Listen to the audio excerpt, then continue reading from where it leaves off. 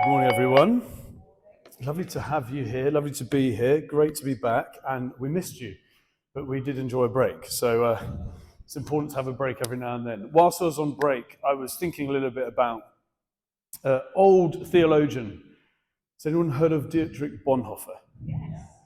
Bonhoeffer, a German theologian Jew. In the 1930s, he was asked to set up and establish an underground church, basically with a resistance movement to the Third Reich. And what he was asked to do was to basically train up and equip new pastors to be prepared for the cultural challenge that was coming. As part of that training for the pastors, one of the days he took the pastors out of the place where they were training, and he took them to go and see how Hitler was training the army. And he said to them, look at the discipline, look at the precision, look at the way they're fighting for each other. Our culture, he said to them, has to be stronger than that of Hitler's culture he is establishing. The counter-formation, the resistance, the culture that we're making, what we're doing must be stronger than that of which you see happening right now through this army. John Tyson is an Australian theologian. In his book, The Beautiful Resistance, makes the point that today the church is to be formed for resistance against the culture that we find ourselves in. It's no longer Hitler's army, but it's the culture of this world, the cultural ideologies, think about it, ethics, technology, secularism, to name a few. But the question for us in 2024, as a church in the heart of the southwest of London, is this church set up in such a way that we're able to fulfill the task of being a countercultural community that makes the rest of culture take notice? Are we set up? Because the reality is, we're all, in one way or another, formed by these different formational machines. You've got the internet, the algorithms that lead you to watch certain things on your social media platforms, who you and your children hang out with, the books you read, the newspapers you choose. I want to encourage us as a church in this next season as we look at the greatest commandment to love God and love others, that we would be a church that is stronger than any other formational machine in our lives as we connect people to Jesus and celebrate life. And we're in this series, Love One Another, and Anna kicked us off last week. And this week, I'd love to basically talk to us a little bit about the importance of loving each other together, the importance of doing life together. Mark 12, verses 30-31, the greatest commandment. Love the Lord your God with all your heart, with all your soul, with all your mind, with all your strength. The second is this: love your neighbor as yourself. There is no commandment greater than these. I heard it said that this is the greatest commandment, so we better be great at it. But we're not great at it, I've found. I would summarize this with love God with passion and love people on purpose. Love God with passion and love people on purpose. Because what is supposed to distinguish a Christian above everything else in our lives? What is it that's meant to distinguish us? It's that we love people. And the problem is, you cannot practice love on your own. You can't practice love on your own. You have to do it with people not like you, people that you struggle with, people that you wouldn't normally mix with, people who require practical help, who actually are in need. Otherwise, the danger is, and here's the reality, it's not love. It's just personal preference. And if we approach the church through the lens of personal preference, I've come to find that it begins to build huge deficiencies in our lives. The greatest danger in the church, I believe right now, is radical individualism. That what we will do is, our faith is just about us. That it's a Christianized version, if I'm honest, of self-help. How can I make myself less anxious? How can I be more kind? How can I make myself a little happy. Now, these things are great, don't get me wrong, but that's not what a Christian is. The goal of our lives is that we will be shaped into the character of Jesus, that we will be with him and will become more like him for the sake of the world. That's the goal of being a Christian. Jesus gave his life for others. He washed his friends' feet. He forgives his enemies. He leaves the 99 out of concern for the one. He's patient with his disciples. And true spiritual formation will always, always, always drive us beyond me. Will always, always, always drive us beyond ourselves into togetherness as a church community. That's what it's going to be about. And what I'm encouraged to see this church do is to create a foundation and an environment where that is possible, where we can provide opportunities actually to improve, increase, and grow in our love skills. That's why we've been running Alpha last term. We've got baptisms happening in the middle of June, and it might be that that's the right thing for you this coming term. Who is it you can invite in September to love them into the kingdom, to come and experience Jesus through Alpha? That's why we open up our church to those in need with our community cafe on a Wednesday, because we want to say, hey, look, everyone is welcome. No matter whether you come here on a Sunday or not, and you've got any experience of church at all, you're welcome. That's why we open up the Vicarage Garden on Palm Sunday, do something completely different, to reach people that no one else is reaching, to connect with people with the good news of Jesus, because we want to show people love by opening our hearts, by opening our homes, by opening our lives to do it with one another. That's why we have the most amazing opportunity coming up right now, for those of you who aren't already in them, of relaunching Connect groups over these next few weeks. This is where we get to be people together with people not like us, committed together to grow together, to learn to love one another. Because we're all, I think, on the whole, quite good with loving God with passion. But are we good with loving people on purpose? For a purpose? As we've read this morning from Alice, Acts chapter 2 describes a radically counter-formational church. Verse 46 said this: every day they continued to meet together in the temple courts. They broke bread in their homes and ate together with glad and sincere hearts. So significant, because there was a twofold structure. There was the big gathering and then the small one, formal, informal, temple and house, or in today's language, church and connect groups. The gathering where God has something to say through the preacher, hopefully not something the preacher has to say, although it's a fine line, and the connect groups where God has something for you to say to each other, to discover. That's where we dig down deep. We ask the bigger questions. How can we actually put meat on the bone? How do we actually live this out? How does this actually bring change to our lives? My point is really simply this morning. Can I encourage you that life change doesn't just happen here on a Sunday? It's about doing life together. It's important to come here on a Sunday, absolutely. And you're far more of a gift and a blessing here on a Sunday than you'll ever know. If you ever question, what can I bring? Bring yourself and just see what happens. Ask someone how they are after this service over a coffee. Don't just be here and look at the back of someone's head and leave.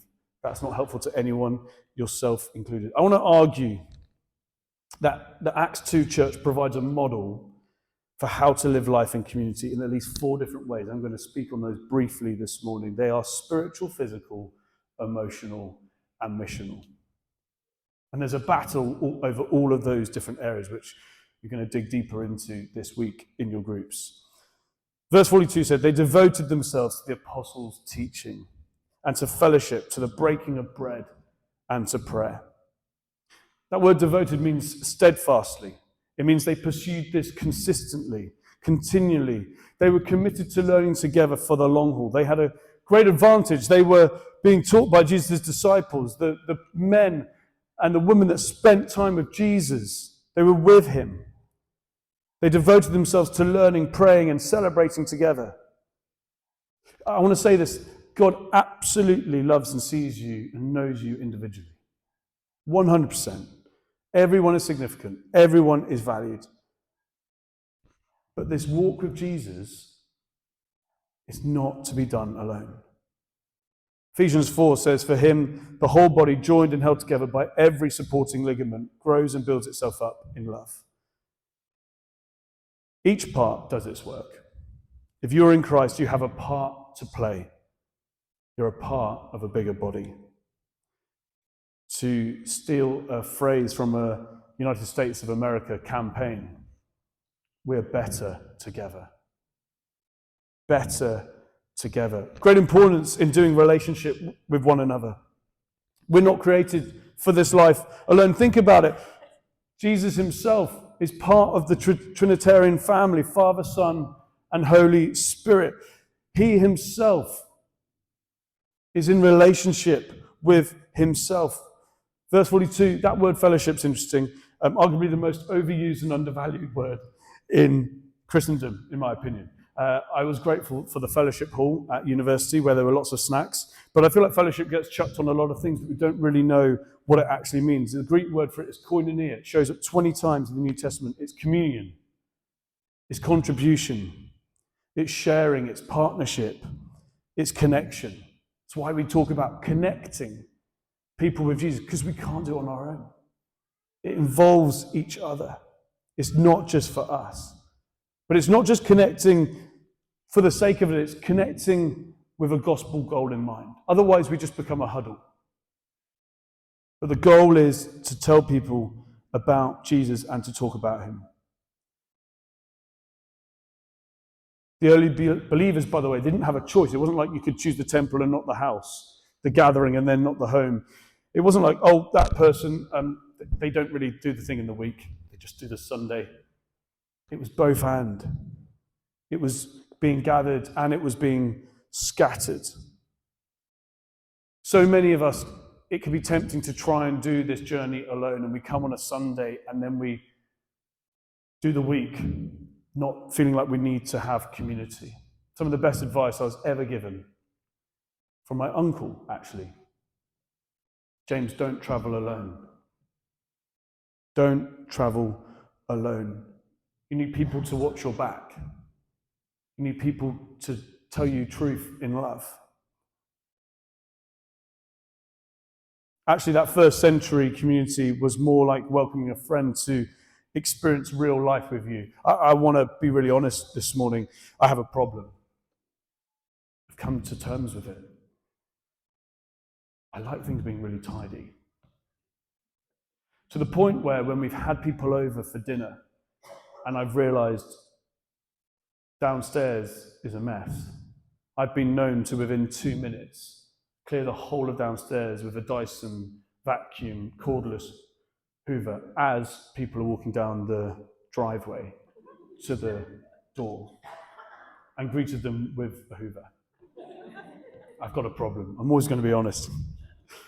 But actually, it's about doing life, real life, together in the mess of life, when there's laundry on the floor, when actually there are dishes in the sink, where the kids are crying because they have to do their homework and all they want to do is watch Bluey, which is a great show, by the way. Gospel community is when a loved one dies or you're sick and a friend comes over and cares for you. It's when you get in the trenches together, when you're honest in the mess of life and you go below the line of shame together. And you confess your sins. You're honest about what's making you actually stressed. It's seeing each other on the good days and the bad days, in and out. And I'm telling you, as someone who has had a very, very bumpy journey in my Christian faith, I don't know where I'd be at this stage in my life in ministry if it wasn't for people walking with me and telling me the truth in love, looking me in the eye and saying, James, you're not okay. And this is what you need to hear today. We were not created to do life alone. Why am I banging on about this? Well, it's interesting. I'm not really a statistician, but when you start leading a church, you begin to care for your flock as a shepherd. And the stats of this church are going to come up now. Our church community, the reality is only 23% are in a group. That's 37 people. So 77% of this community are not in a group. That leaves 127 people. I know not everyone's here today. And not everyone is here every Sunday. That's just the reality post-pandemic, which we'd love to see change. I just want to leave you with that. You know which percentage you're in, but we need to do life together. We need to get alongside each other. A great example of this, D.L. Moody, another great theologian, he was challenged by a student who basically said to him, Dr. Moody, I don't understand this whole drive for being in fellowship, in groups, doing community. I just don't really like people, and I just want to do life on my own. And D.L. Moody got up from the back of his desk and he got off his chair and he headed over to the fireplace. He got fireplace tongs, grabbed a piece of coal out of the fireplace, put it on the carpet, and together they watched this piece of coal go out. The student said, I get it. I can't do this on my own. We're not created to do life alone. In Genesis, God says it's not good when it's just the man on his own, isolated by himself. In fact, I think one of the greatest dangers for us is to get isolated. The enemy has a field day when we do that. When we're not honest, when we're not real about what's going on. Because we don't want to upset or worry people with our own burdens. If that's you, can I encourage you today, seek out other believers in this place for fellowship, for koinonia, community, connection, for prayer, teaching, get connected, find others to grow with spiritually. If you want to go fast, go alone. If you want to go far, go with others. Do life together. Secondly, we need to be physically together. Verse 44 says, all the believers were together and had everything in common. They sold property and possessions to give to anyone who had need. No one was selfish with what they had. The early church was actually simply mimicking the most generous man the world has ever known. The answer is Jesus, by the way. On the cross, Jesus gave us everything so that we too can live in a posture of generosity, because really all of this is on loan to us. Not just our material wealth, but the time, the talent, what he's given us. And the first century understood this. They operated in a way where everyone's needs were met. And I believe Connect groups will allow and can allow and do allow, from what I hear, us to meet the needs of those we're in community with, including our own. It actually helps us to see who's in need. This is between you and God. But for one or two people, this might mean physically giving something to someone. I remember as a teenager, my dad being really desperate to get me a car when I passed my test. But because of finances, he was also a vicar, he wasn't able to. In fact, we relied on money for holidays and all sorts of things. It was different back then. But someone got wind of this in the church community and said, Mark, I'm going to give you my third car. That's very generous.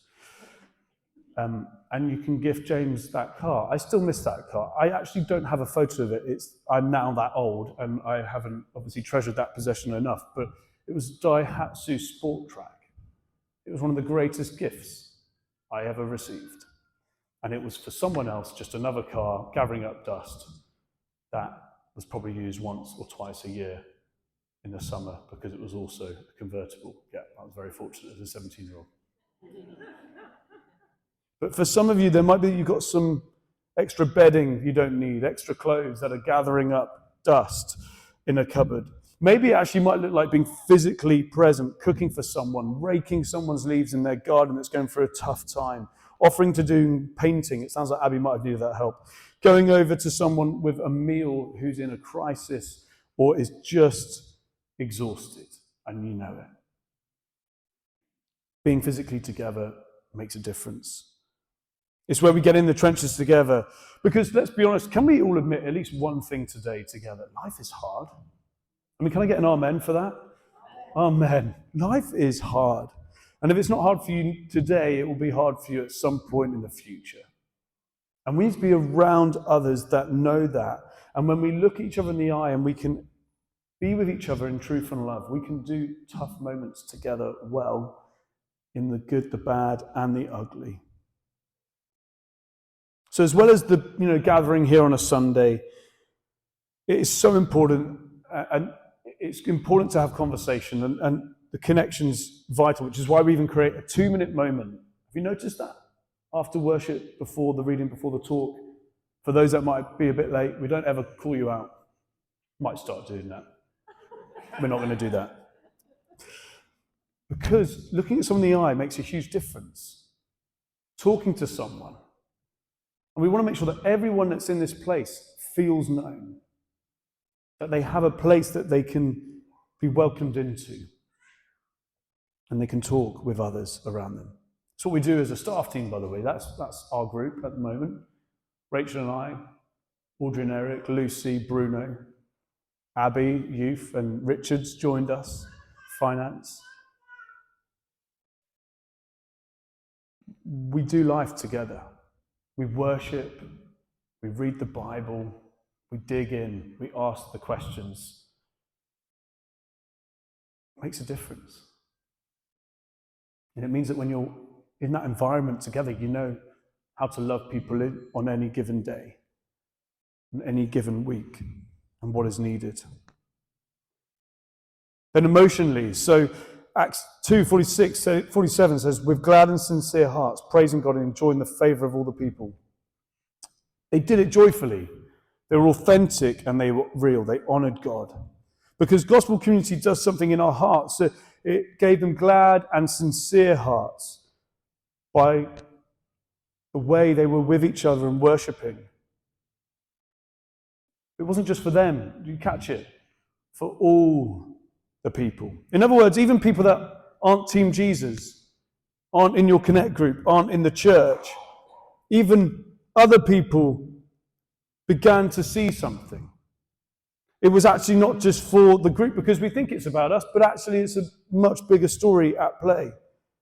Because the reality is, if loving others is done right, the world takes notice. And they see that love, and they recognize that love, and they want to be connected to that love. People need connection.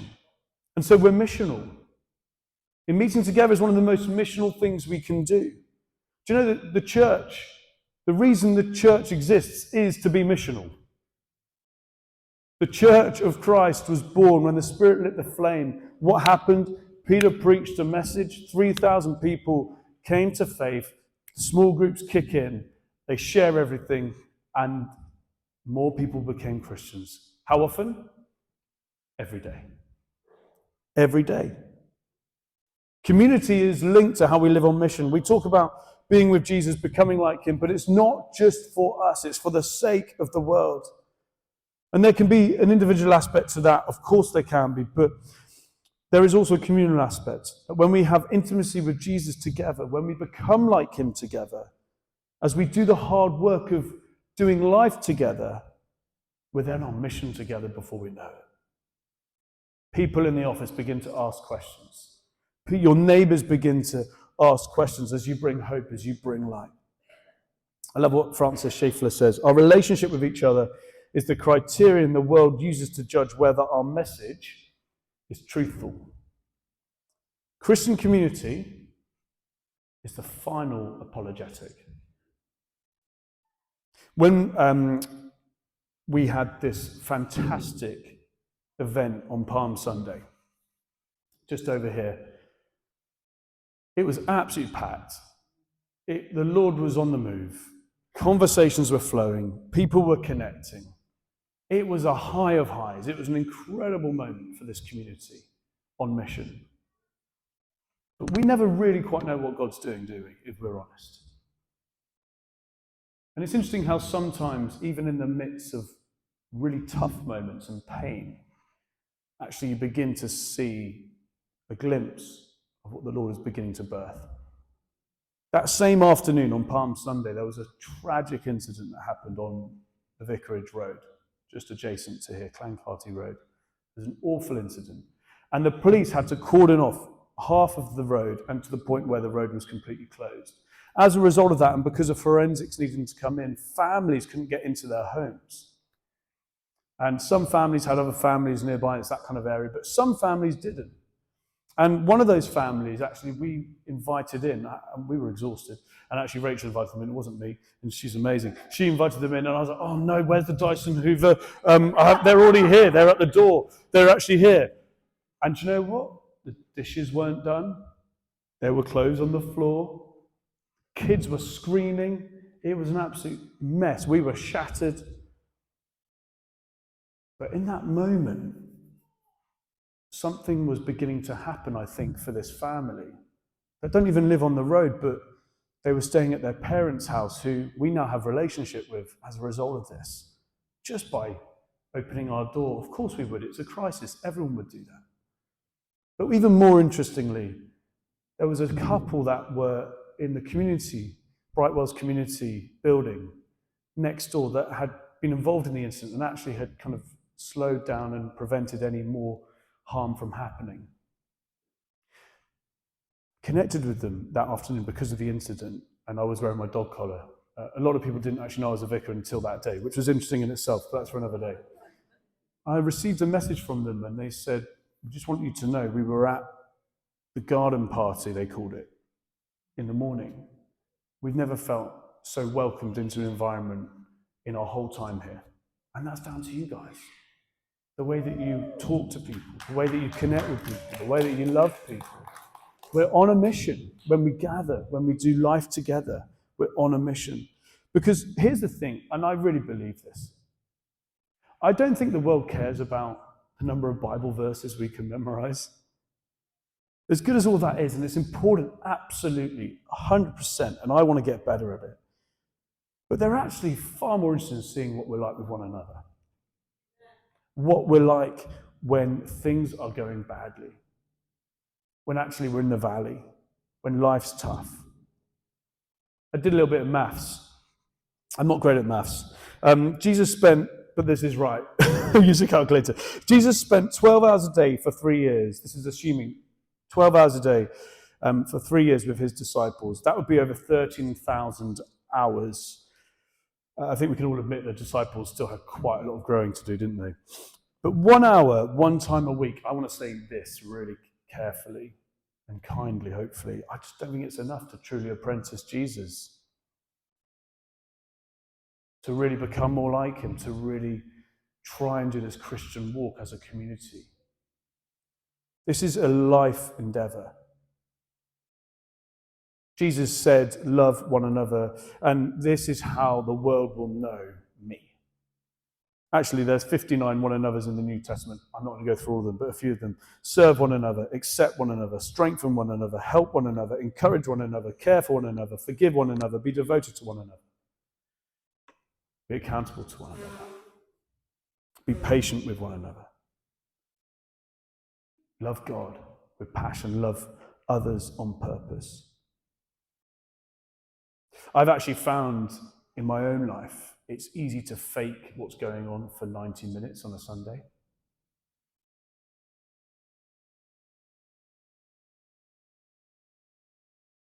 It's hard to fake it week in, week out when you're around the table with others in your life. When someone says, actually, no, you don't seem quite yourself today. Are you okay? What's really going on? That's doing life together. Because the beauty of the gospel is we don't have to pretend that we're more put together than we actually are. Isn't that just so reassuring this morning? We're all broken. We're all in need of grace. I want to encourage us this term. Please, if you're not already, join a group, get connected. See this as like a relaunch of groups at this church. There used to be community groups. Do you know what? Connect groups. We're talking about connecting people with Jesus. ChristChurch Connect groups. We're going to grow together. Secondly, invest. Some of you are in groups, but you're not attending groups. You're not bringing your full self to the group. Prioritize them. Engage with them. Be real in them. The best leaders, I think, are the ones that are honest. The people you want to be around are people that are honest and real with what's really going on. Thirdly, invite. You might know someone in this community that isn't already connected and is actually already doing life far too much isolated on their own. Invite those people. And maybe this is for one or two people. lead. We actually, I believe, are growing. We are growing, and we need more leaders. If you'd like to lead and you feel like your heart's stirring in that area, please come and speak to me and we'll begin that conversation. I'm going to finish with this. Eugene Peterson puts it this way: there can be no maturity in the spiritual life, no obedience and following Jesus, no wholeness in the Christian life apart from an immersion in an embrace of community. Show me evidence that the power of God is doing something in the midst of a body of believers. Show me your friends, and I'll show you your future. Who are the friends that you're going to do life with together for the long haul? Connected for the sake of the gospel. Let's stand. We're going to pray.